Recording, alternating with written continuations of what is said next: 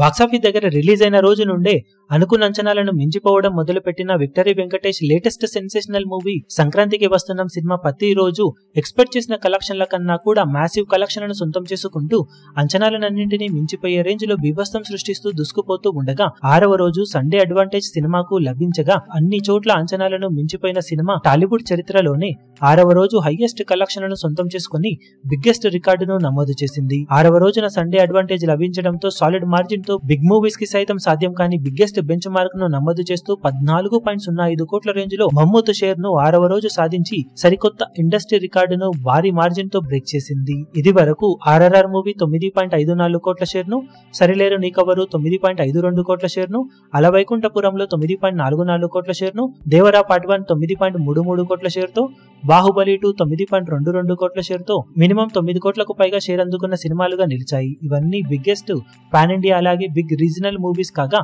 సంక్రాంతి వస్తున్నాం cinema medium budget తో తెరకెక్కిన సినిమానే అయినా ఆర్ఆర్ఆర్ మీద ఆల్మోస్ట్ 4.5 కోట్లకు పైగా లీడ్ ను చూపించి 14.05 కోట్ల రేంజ్ లో షేర్ అందుకుని సెన్సేషనల్ ను క్రియేట్ చేసింది.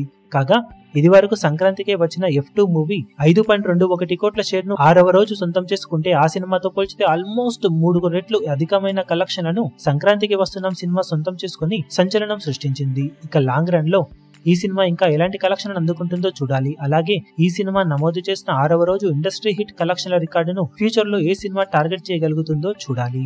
ఈ వీడియో మీకు నచ్చినట్లయితే లైక్ చేయండి, షేర్ చేయండి, ఛానల్ ను సబ్స్క్రైబ్ చేయడం మాత్రం మరవకండి. ఏ చిన్న అప్డేట్ ను మిస్ అవ్వకూడదు అనుకుంటే బెల్ ఐకాన్ ను ప్రెస్ చేయండి.